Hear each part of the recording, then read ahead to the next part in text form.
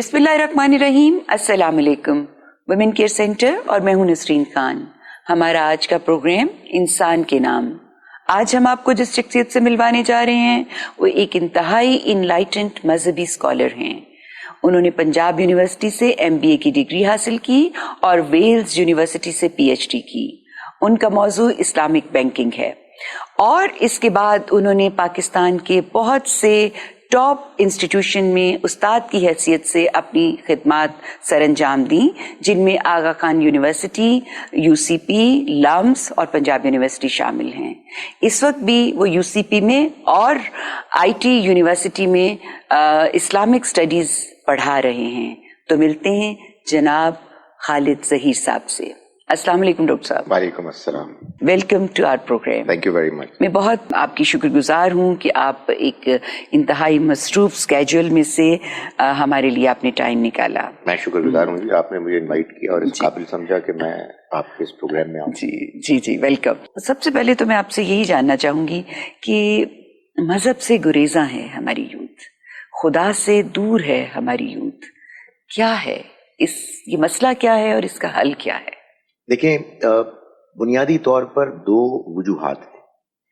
एक वजह तो वो है कि जो हमेशा से रही है, अल्लाह ताला ने इस दुनिया की ज़िंदगी का इम्तिहान कुछ ऐसे बनाया है कि एक जानिब हमें ये मालूम है सही क्या है गलत क्या है, हमें ये मालूम है ज़िंदगी ख़त्म होने वाली है, आरज़ी है, दाएं बाएं हम लोगों को मरते हुए देखते हैं, मगर दूसरी जानिब इतना ग्लैमर है, जिंदगी में इतनी अट्रैक्शन है, और ख़ास तौर पर जब आदमी नौजवान होता है तो वो ये महसूस करता है अभी बड़ी उम्र पड़ी है और अभी तो मुझे दुनिया में बहुत कुछ करना है, और जो दुनिया की अट्रैक्शंस हैं वो फैसिनेट भी बहुत ज़्यादा करती है।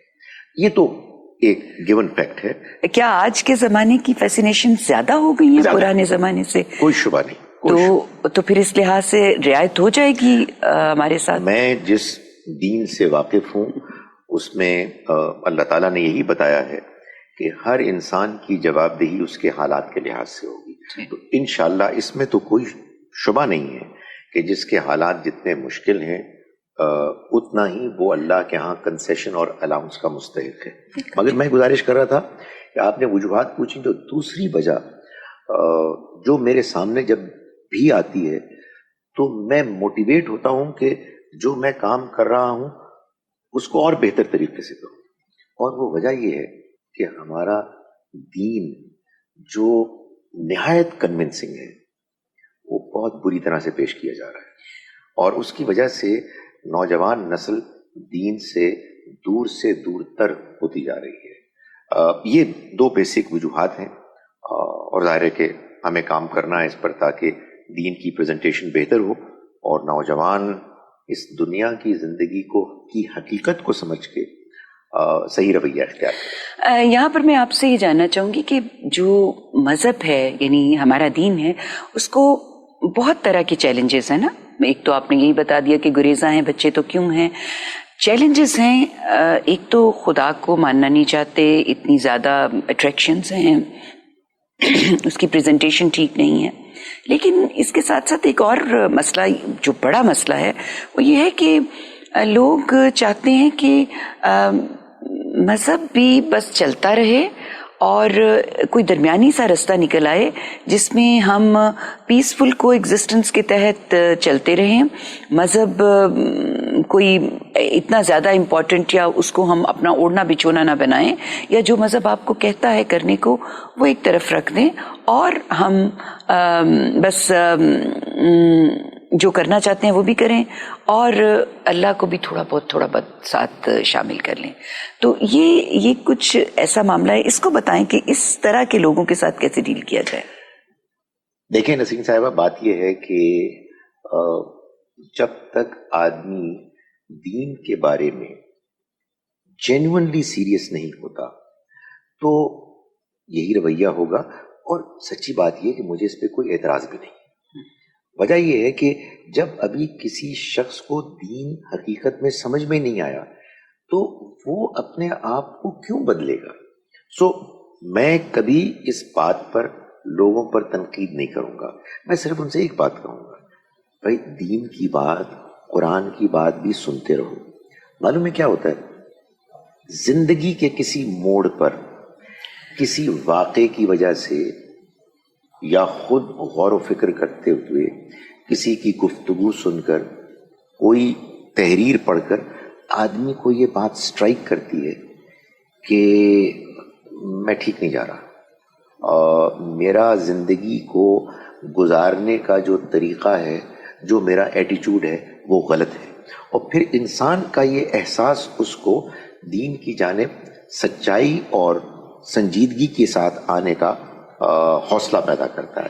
سو میرا یہ خیال ہے کہ مجھے یہ محسوس ہوتا ہے کہ ہم مذہبی لوگوں میں یہ ایک خامی ہے کہ ہم لوگوں پہ تنقید کرتے رہتے ہیں. لوگوں کو زندگی گزارنے دیں، بس ان سے یہ کہیں کہ دیکھو جو کچھ تم کر رہے ہو ظاہر ہے سوچ سمجھ کے کر رہے ہو، خدا کے واسطے یہ بات بھی سنتے رہو. اور ہم اللہ کے پیغام کو لوگوں کے سامنے نرمی کے ساتھ پیش کریں. میں نے یہ دیکھا ہے کہ بہت سے مذہبی لوگ چونکہ بہت اس بارے میں جذبات رکھتے ہیں کہ دنیا کو ٹھیک ہونا چاہیے، ہمارے ارد گرد کے ماحول کو ٹھیک ہونا چاہیے، تو وہ ایگریسو ہو جاتے ہیں. اچھا، یہ جو ایگریسو ہونا ہے یہ کاؤنٹر پروڈکٹیو ہو جاتا ہے، اس کا نتیجہ الٹ نکلتا ہے. سو میں آپ کو کیا بتاؤں کہ نبی صلی اللہ علیہ وسلم کا جو اسوہ قرآن سے معلوم ہوتا ہے، جو ہمارے پاس تاریخ آئی ہے اس سے معلوم ہوتا ہے، اس میں تو یہ بیان کیا گیا ہے کہ آپ لوگوں کے ساتھ بہت نرم، بہت شفیق، بہت مہربان تھے اور اللہ سے دعائیں کرتے تھے اور لوگوں کے سامنے اللہ کا دین جیسے کہ اللہ کے پیغام میں موجود ہے اس کو پیش کرتے تھے. میں اس نتیجے میں پہنچا ہوں کہ آج کے دور میں خاص طور پر نوجوانوں کے ذہنوں میں بہت سے سوالات ہیں، جینوئن سوالات ہیں. ہمارا کوئی کام نہیں ہے ہم دین کو پیش کرنے والوں کا سوائے اس کے کہ ہم اچھے طریقے سے ان کے جوابات دیتے رہیں، اللہ کے پیغام کو پیش کرتے رہیں. اس میں سب سے اہم پوائنٹ یہ آتا ہے کہ وہ کہتے ہیں اللہ کو مائنس کرتے ہیں، خدا کو مائنس کر کے تو آپس میں پیسفل کو ایگزسٹنس کے ساتھ چلنا شروع کر دیں. یہ پھر بڑا مسئلہ پیدا ہو جاتا ہے. اس کو کیسے ایڈریس کیا جائے؟ معلوم ہے کیوں کہتے ہیں وہ؟ ہم نے اللہ تعالیٰ کی ایک ایسی پکچر پیش کی ہوئی ہے کہ وہ کہتا ہے بہت بڑا ڈنڈا لے کے کھڑا ہے، یہ کرو گے، ہاں اگر یہ نہیں کرو گے تو جہنم میں جاؤ گے، یہ کرو ورنہ مارے جاؤ گے. خدا تعالیٰ سب سے پہلے رحمان و رحیم ہے. بسم اللہ الرحمن الرحیم، الحمد للہ رب العالمین الرحمن الرحیم، یہاں سے قرآن مجید شروع ہوتا ہے. سو خدا تعالیٰ حد درجے رحم کرنے والا ہے، حد درجے محبت کرنے والا ہے. یہ سب کچھ جو ہمارے پاس ہے، ہماری زندگی، نعمتیں، رشتے ناتے، وسائل، اپرچونٹیز، عقل، یہ سب خدا نے دی ہے. اس کی محبت پیدا ہو، وہ پیدا ہو جائے تو آپ یقین جانیں کہ نوجوان اللہ تعالیٰ سے گریز نہیں کریں. آپ تو ماشاءاللہ اس وقت 2 بڑے اداروں میں ٹیچ کر رہے ہیں، روز آپ کا سابقہ پڑتا ہوگا ینگ جنریشن، یوتھ سے. ان کا اصلاح کا پروگرام کوئی نہیں ہے. وہ سمجھتے ہیں کہ ہم ٹھیک ہیں، ہم جو پچھلی جنریشن ان کے سامنے جب کچھ پیش کرتی ہے تو ان کو لگتا ہے کہ وہ اس کو ریڈنڈنٹ سمجھتے ہیں، وہ اس کو پریکٹیکل جو ایک چیز ہوتی ہے وہ سمجھتے ہیں. تو ان کے اس مائنڈ سیٹ کو تبدیل کرنے کے لیے کیا پروگرام ہے ہمارے پاس؟ دیکھیں، ان کے کچھ اعتراضات جائز ہیں. یعنی ہوتا کیا ہے، ہم نے دین کے ساتھ کچھ ایسی چیزوں کو کہ جو ہمارے کلچر کا حصہ ہے اس کو بھی دین بنا دیا ہے، اور اس میں پھر ہم اپنے بچوں سے، اپنی نئی جنریشن سے ایکسپیکٹ کرتے ہیں کہ وہ ہمارے تمام توقعات کے مطابق پورے ہو جائیں. جی دور گزر چکا وہ کہ جس میں ہم اپنے والدین کو آئیڈیل سمجھتے تھے. میں تو لوگوں کو کہتا ہوں کہ ہم اپنے والدین کو آئیڈیل اس لیے بھی سمجھتے تھے کہ بہت اچھے تھے، یقیناً ہم اتنے اچھے نہیں ہیں، مگر شاید اس لیے بھی سمجھتے تھے کہ متبادل کوئی چیز ہمیں نظر بھی نہیں آتی تھی نا. گھر میں رہتے تھے، زیادہ تر ان کے ساتھ وقت گزارتے تھے. اب آپ دیکھیں ہم سب کے پاس اسمارٹ فون ہے، بچے تو خاص طور پر اس سے بہت زیادہ فیسنیٹ ہوتے ہیں، نہ جانے کن کن لوگوں کو دیکھتے ہیں، کیا کیا خیالات، کس قسم کی موویز وغیرہ وغیرہ ان کو دیکھنے کو ملتی ہیں. سو میں سمجھتا ہوں کہ اس وجہ سے ہمیں اور زیادہ تحمل سے، نرمی سے ان سے بات کرنی چاہیے. آپ نے پوچھا کہ کیا پروگرام ہمارے پاس ہے؟ میں گزارش کروں آنیسٹلی کوئی ایک ہارڈ اینڈ فاسٹ رول، کوئی آنسر نہیں ہے اس کا. میں کوشش کرتا ہوں کہ میں قرآن پیش کرتا رہوں، اس کو سناتا رہوں، لوگوں کے سوالوں کے جواب دیتا رہوں، دین کے بارے میں غلط فہمیاں دور کرتا رہوں، لوگوں کے ساتھ اچھی طرح سے پیش آتا رہوں. اللہ تعالیٰ کا اپنا انتخاب ہے، یہ کبھی نہیں بھولنا چاہیے کہ ہم سب کو ٹھیک کر ہی نہیں سکتے. بھائی پیغمبر نہیں کر سکے، اتنے بڑے بڑے پیغمبر آئے، نوح علیہ السلام، لوط علیہ السلام، ان کے ماننے والے بہت تھوڑے تھے. اپنا کام ہم کیے چلے جائیں تو میں آپ کو یقین دلاتا ہوں انہی نوجوانوں میں بعض پھر ایسے نکلتے ہیں کہ آدمی حیران ہو جاتا ہے کہ یار انسانیت اتنی اچھی بھی ہو سکتی ہے. سو اپنا کام کریں، باقی اللہ تعالیٰ اپنا انتخاب کرے گا. بالکل ٹھیک ہے. اچھا چلیں تھوڑا سا آپ کی ذاتی زندگی کے حوالے سے بھی تھوڑا دیکھ لیں. آپ نے سفر کیا اور بڑا وہ آپ کا چوائس جو ہے وہ سائنٹیفک سی لگتی ہے، اکنامکس آپ کا مین انٹرسٹ تھا، تو پھر آپ ریلیجن کی طرف آ گئے اور آپ نے ڈاکٹر اسرار احمد اور پھر اس کے بعد مولانا امین احسن اصلاحی، پھر جاوید احمد گامدی صاحب، ان سب سے آپ نے تعلیم حاصل کی، قرآن پڑھا، مذہب سیکھا. تو یہ تبدیلی، یہ سفر، یہ کیا تھا؟ آپ اس ایکسپیرینس کو ہمارے ساتھ شیئر کریں. میرا جو دین کی طرف آنے کا واقعہ ہے اس کی ایک ہی وجہ ہے، اور وہ میرے والد کا انتقال ہے. میں ابھی 19 سال کا برس کا نہیں ہوا تھا کہ میرے والد اچانک ان کا انتقال ہو گیا.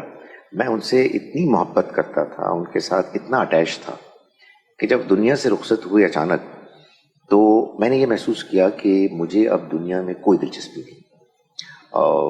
اور ایک ہی سوال میرے ذہن پر سوار تھا، جس کو کہتے ہیں نا، میں اوبسیسڈ تھا کہ میرے والد فنا ہو گئے یا یہ کہیں اور ٹرانسفر منتقل ہو گئے.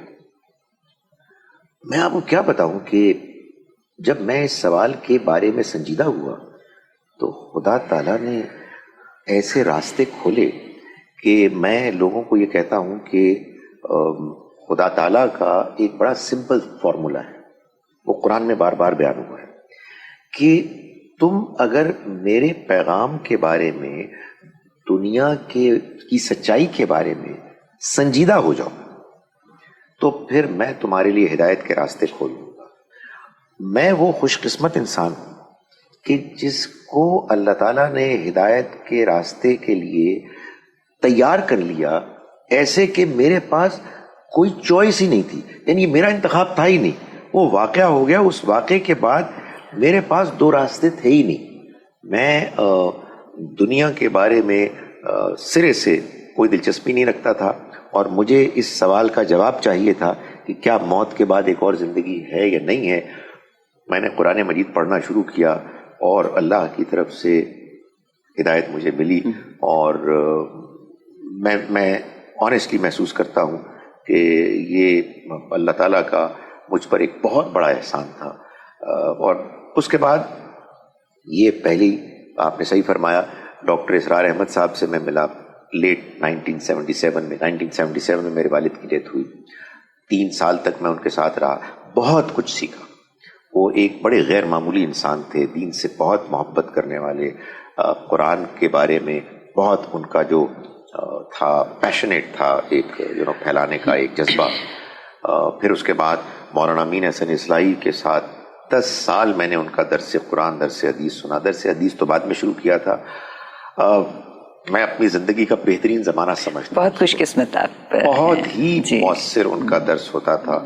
اور پھر ان کے ساتھ ان کے شاگرد رشید جاوید احمد گامدی صاحب کے ساتھ تو ابھی بھی ایک شاگرد کا رشتہ ہے، اور وہ ایک اور دوست کا بھی رشتہ ہے. ان کی مہربانی ہے کہ وہ دوست بھی سمجھتے ہیں، اور وہ ایک غیر معمولی عالم ہیں. اور میرے اندر اگر کوئی تھوڑی بہت آپ کا یہ ٹالرنس ہے یا بات کو پیش کرنے میں نرمی ہے، وہ سب انہی کی سکھائی ہوئی.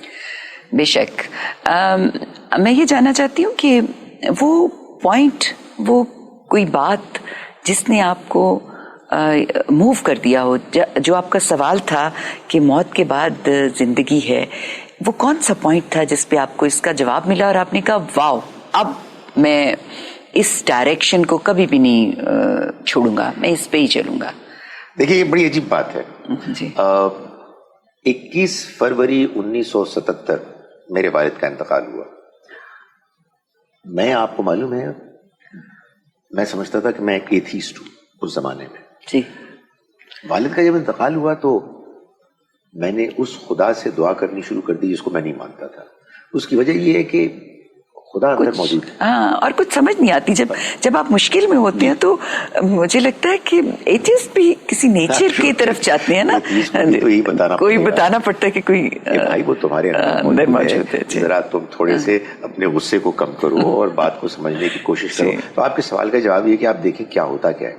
اللہ تعالیٰ قرآن مجید میں فرماتا ہے, اللہ ولی الذین آمنوا, اللہ ولی, ساتھی, مددگار بن جاتا ہے ان لوگوں کا کہ جو ایمان لانا چاہتے ہیں. یخرجہم من الظلمات الی النور, ان کو وہ نکالتا ہے گمراہی کے اندھیروں سے ہدایت کی روشنی کی طرف. اب آپ سوچئے, میرے اوپر یہ سوار ہو گئی بات کہ موت کے بعد زندگی ہے یا نہیں ہے, میرے والد فنا ہو گئے ہیں یا وہ کسی اور جہان منتقل ہوئے ہیں. یہ چند دن ایسے گزرے. فروری کا مہینہ بھی چھوٹا ہوتا ہے. میرے والد بہت ریگولرلی ریڈرز ڈائجسٹ پڑھتے تھے. مارچ آیا تو ریڈرز ڈائجسٹ کا نیا ایڈیشن آ گیا مارچ کا. ریڈرز ڈائجسٹ میں اس زمانے میں چھوٹی چھوٹی سٹوریز ہوتی تھی اور آخر میں ایک بک سیکشن ہوتا تھا, کسی کتاب کی تلخیص 20-30 صفحات پر مشتمل. وہ آپ نے کہا نا واو, سنیے, مارچ 1977 کے ریڈرز ڈائجسٹ کے بک سیکشن میں جس کتاب کی تلخیص تھی اس کا عنوان ٹائٹل تھا لائف آفٹر لائف. او مائی گڈنس, یعنی خدا تعالیٰ کتنا کنٹرول رکھتا ہے چیزوں پر, لوگوں کا کتنا خیال رکھتا ہے اور کیسے وہ بندوبست کرتا ہے. اب ظاہر ہے کو کہنے کو کہہ سکتا ہے کہ بھائی یہ اتفاقی حادثہ ہے, اور میں گزارش کروں اگر میں اس طرح کے اتفاقی حادثات بتانا شروع کروں تو اس کی ایک لمبی فہرست ہو جائے, اور اس کا کوئی امکان نہیں ہے کہ ایسے واقعات ہوں سوائے اس کے کہ ایک قدیر, علیم, رحمان و رحیم ذات موجود ہے جو اپنے بندوں کے سنجیدہ ہدایت کے سفر میں ان کی انگلی پکڑ کر ان کو ہدایت کی طرف لے جاتا ہے. بالکل بالکل, بہت خوب بہت خوب. ایسی زندگی کے لمحات ہوتے ہیں جو آپ کو 180 ڈگری چینج کر دیتے ہیں. 180 ڈگری چینج, آپ یقین جانیں کہ سوائے اس کے کہ وہ آپ اس کو دیکھ نہیں سکتے, باقی سب کچھ ہو جاتا ہے. آدمی باتیں کرتے ہیں اپنے رب سے, خدا تو موجود ہے اور میں تیرا بہت شکر گزار ہوں. بالکل. اچھا, تو کہتے ہیں آپ کہ مجھے بہت غصہ آتا تھا اور بڑا ایتھسٹ ٹائپ پرسنالٹی تھی, تو اب اتنی آپ ہمبل, اتنا سافٹ بولتے ہیں, اتنا پیار سے بات کرتے ہیں. میں نے تو آپ کو کبھی غصے میں بھی نہیں دیکھا, پچھلے کئی سالوں سے میں آپ کو دیکھ رہی ہوں, لیکن میں نے آپ کو کبھی غصے میں نہیں دیکھا. تو یہ کنٹرول, میں چاہتی ہوں کہ ہم اپنی لوگوں کو بتائیں کہ یہ کنٹرول کیسے آ جاتا ہے. آپ کے اندر ہمبلنس, آپ کے اندر ایکسیپٹنس, پیار سے بات کرنا, دوسرے کی بات کو سمجھنا سمجھانا, یہ کہاں سے آ جاتا ہے جبکہ آپ ایک ایکسٹریم پہ کھڑے ہوتے ہیں؟ اب ایک بات تو یہ کہ میں غصے میں آتا ہوں, لیکن کیا ہوتا ہے کہ جب میں غصے میں آتا ہوں تو پھر میں اپنے آپ کو بہت ملامت کرتا ہوں.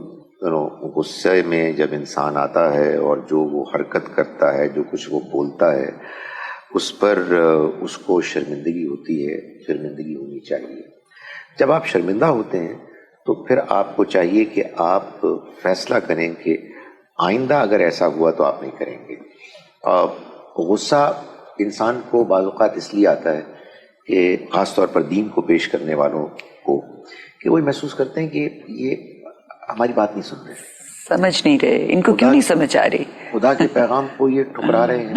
لیکن پھر آدمی اپنے آپ کو سمجھاتا ہے کہ نہیں, آ جائے گی سمجھ میں, میری بات کے کہنے میں کوئی کمی ہوگی, اللہ سے دعا کرنی چاہیے. ایک اور بات بھی میں آپ کو بتاؤں, شروع کے جو میرے پہلے 2-3 سال تھے جو میں نے ڈاکٹر اسرار احمد صاحب کے ساتھ گزارے اور تنظیم اسلامی میں بہت سرگرم تھا، تو اس زمانے میں غصہ بہت ہوتا تھا، ایک جوش تھا. اصل میں وہ جو غصہ ہے نا، وہ اصل میں ایک جوش ہوتا ہے کہ مجھے دین کو پھیلانا ہے، اس کو غالب کرنا ہے. آپ ڈاکٹر اسرار صاحب کے پیچھے کھڑے تھے نا، اس لیے وہ بھی ان کے اندر بھی ایسی جذبہ تھا. ہاں جی، ان کے اندر بھی. اچھا، لوگ یہ نہیں جانتے کیونکہ میں ان کے بہت قریب رہا ہوں، ان کے اندر بڑا سینس آف ہیومر بھی تھا. میں لوگوں کو بتاتا ہوں کہ وہ کھلکھلا کے ہنستے بھی تھے، لیکن بہرحال یقین نہیں آتا لوگوں کو. وہ گزارش یہ ہے کہ وہ ظاہر ہے ان کے اوپر اس بات کا بڑا غلبہ ہوتا ہے کہ مجھے دین کو پیش کرنا ہے اور دنیا بہت خراب ہو رہی ہے اور دین کو غالب کرنا ہے. میں جب مولانا امین حسن اصلاحی کے ساتھ میرا تعلق بنا تو میں نے ان کی کتاب ہے دعوت دین اور اس کا طریقہ کار.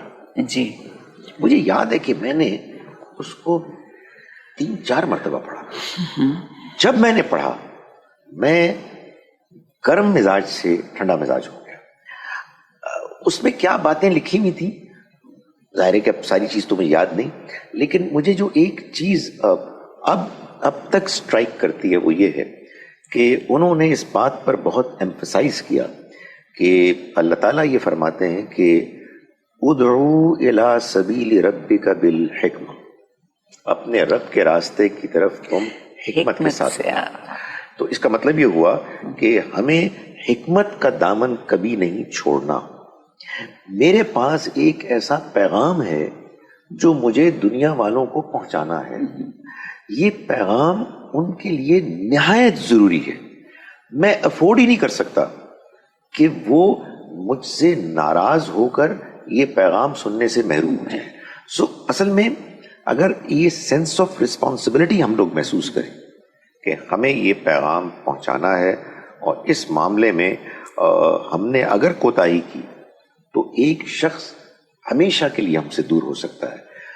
میرا خیال ہے کہ بار بار کا ایک ریمائنڈ کرانا اپنے آپ کو اور اپنی غلطیوں سے سیکھنا یہ ہیلپ کرتا ہے. اور سچی بات ہے کہ میں بڑی زیادتی کروں گا، بہت زیادتی کروں گا اگر میں جاوید احمد غامدی صاحب کا نام نہ لوں، خاص اس مسئلے میں معاملے میں بڑی غیر معمولی نرمی ہے.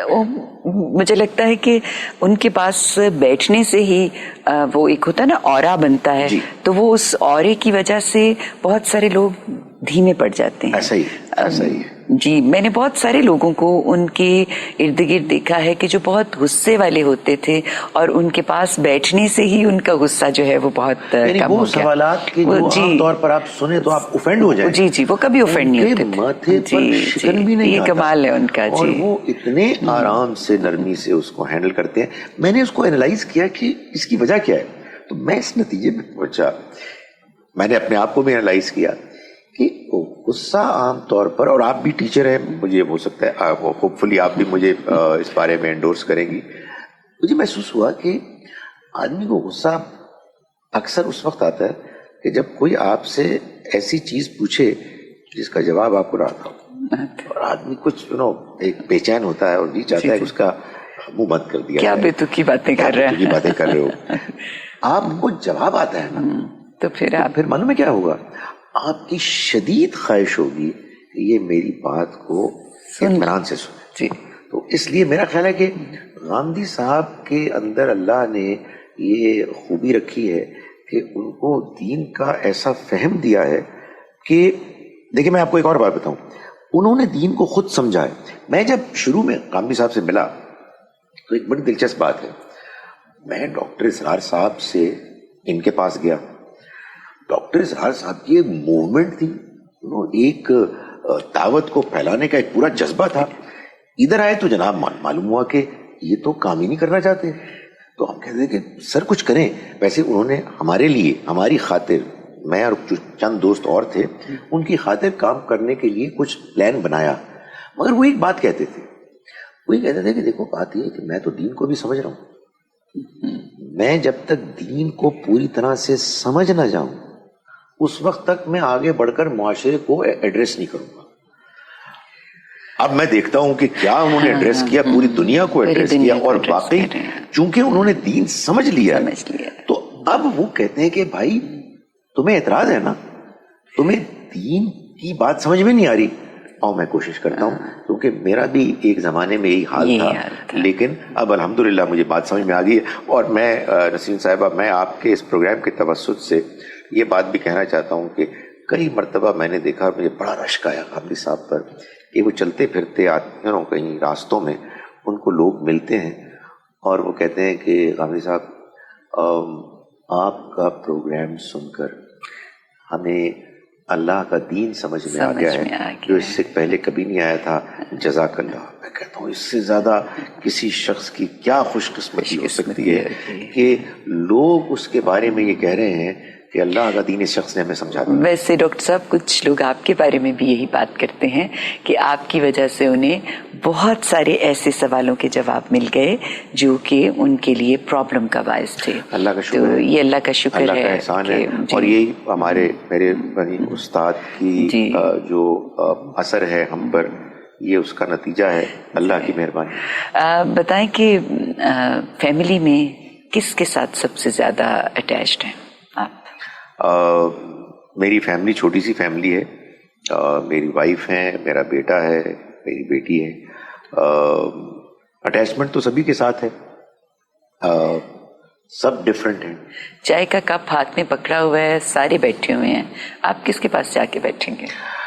سچی بات ہے کہ میری اپنی وائف سے دوستی ان سے گپ شپ کر کے مزہ آتا ہے, اختلاف کر کے مزہ آتا ہے. تو ماشاءاللہ خود بھی بہت قرآن کی فہمی رکھتی ہیں. انہوں نے, یہ میری بڑی خوش قسمتی ہے کہ وہ خود دین کے بارے میں سیریس ہیں, سمجھتی ہیں, مقلد کسی کی نہیں ہے, میرے سے بھی اختلاف کرتی ہیں. الہدا سے پہلے وہ پڑھی اور اس کے بعد پھر المورد سے آپ کو معلوم ہے جو کلاسز ہوئی, ان سے دین کے بارے میں گفتگو کرنے میں مزہ آتا ہے. بیٹے اور بیٹی سے بھی اچھی گپ شپ رہتی ہے, دوستی رہتی ہے. اچھا, تو کیا پیغام دینا چاہیں گے آپ ہماری یوتھ کو کہ وہ دنیا بھی انجوائے کر سکیں اور دین کو بھی سمجھ سکیں؟ یعنی ہمیں دنیا کو انجوائے نہ کرنے کا تو نہیں حکم ملا ہوا نا, تو دنیا بھی ساتھ جئیں اور آخرت کی بھی تیاری کریں. اس کے لیے کیا پیغام دیں گے آپ؟ جی, میں یہ پیغام دوں گا کہ دیکھو بچوں, یہ دنیا تو تمہارے سامنے ہے, یہ دنیا بہت اچھی جگہ ہے, اس کو انجوائے کرو. لیکن تمہیں معلوم ہے کہ انجوائے کرنے کی کچھ لمٹس ہوتی ہیں. ظاہر یہ تو نہیں ہو سکتا نا کہ تم انجوائے کرو اور کسی دوسرے کو تکلیف ہو. ہم سب جانتے ہیں بحیثیت انسان کہ کچھ حدود ہیں جن کے اندر رہتے ہمیں زندگی گزارنی ہے. یہ جان لو کہ اس زندگی کو جس کو تم انجوائے کر رہے ہو, یہ ایک نامکمل زندگی ہے, اس میں بڑے بڑے خلا ہیں. دین کیا ہے, دین کا پیغام کیا ہے؟ اصل میں دین کا پیغام اللہ کی طرف سے بندوں کو اس بات کا جواب ہے کہ یہ جو دنیا کی زندگی ہمیں ملی ہے یہ تمام تر خوبیوں کے باوجود نامکمل ہے. اس کی کیا وجہ ہے؟ خدا نے ہم کو جواب دیا ہے. یعنی دنیا ایک پزل ہے.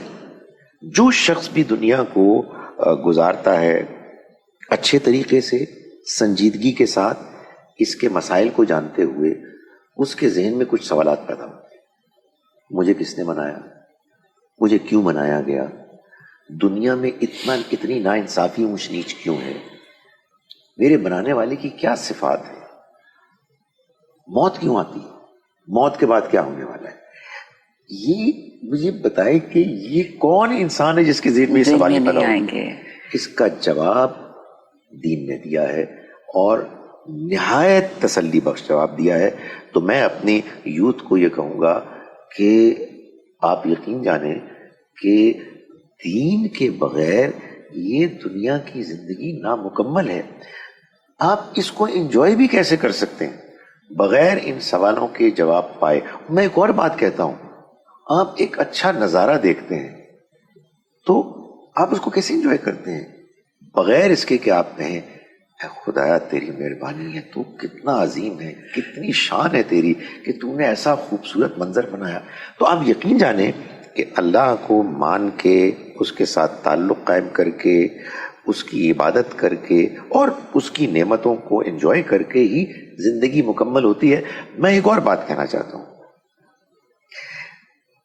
بہترین ایکسپیرینس، آپ اس کو کہیں ایکسائٹمنٹ، انجوائمنٹ، جس کا کوئی تصور کر سکتا ہے، وہ معلوم ہے کیا ہے؟ خدا کے آگے سجدہ ریز ہو کے آدمی یہ کہے خدایا مجھے معاف کر دے، اور اس کی آنکھوں میں آنسو آئے. I can ensure you, I am sure آپ کو بھی یہ تجربہ ہوا ہوگا، آئی کین ایشور یو، دنیا کی زندگی میں اس سے زیادہ بہتر کوئی ایکسپیرینس ہو نہیں سکتا. تو میرے بچوں، تم اس کو کیوں مس کر رہے ہو؟ بالکل ٹھیک، بہت خوبصورت بات ہے کہ آپ کیوں اس کو مس کر رہے ہیں. بہت انلائٹننگ باتیں تھیں کہ ہمارے یوتھ اگر اس کو اپنی زندگی کا حصہ بنا لے اور اس سے کچھ سیکھ جائیں تو مجھے یقین ہے کہ ان کے لیے خیر ہی خیر ہے. پھر وہ اس دنیا کو اپنی اگلی دنیا کے ساتھ ریلیٹ کر کے جئیں گے اور ان کے لیے آسانیاں ہو جائیں گی. بہت شکریہ ڈاکٹر صاحب. انشاءاللہ ہم آپ کو پھر سے اس میں دعوت دیں گے کہ آپ ہمیں مزید دین کے حوالے سے گائیڈ کریں. اور ناظرین، ڈاکٹر صاحب نے ہمیں یہ بتایا کہ اگر آپ اس دنیا کو ہی سمجھ کے سب کچھ جینا شروع کر دیتے ہیں تو آپ بہت خسارے میں ہیں، کیونکہ یہ ایک نامکمل دنیا ہے. اس کا ایک جوڑا ہے جو آخرت میں ہے. آپ ان دونوں کو ریلیٹ کریں گے تو جو انجوائمنٹ آپ کو ملے گی اس کا اندازہ آخرت کو نگیٹ کرنے سے نہیں ہو سکتا. تو اس طرح کی زندگی اپنی جئیں کہ آپ اس دنیا کو اپنی اگلی دنیا کے ساتھ ریلیٹ کر کے جئیں. اور دوسری بات یہ کہ اپنا کنیکشن اپنے کریٹر کے ساتھ بہت اسٹرانگ کر لیں. جب آپ اپنا کریٹر کے ساتھ اپنا کنیکشن اسٹرانگ کر لیں گے تو پھر یہ دنیا اور آخرت دونوں ہی خوبصورت ہو جائیں گی. یہاں کے بھی انعامات آپ کے لیے اور آخرت کے بھی ہوں گے. اس پیغام کے ساتھ میں اجازت چاہوں گی. انشاءاللہ اگلی دفعہ پھر ملاقات ہوگی. تب تک اپنا بہت خیال رکھیے. اللہ نگہبان.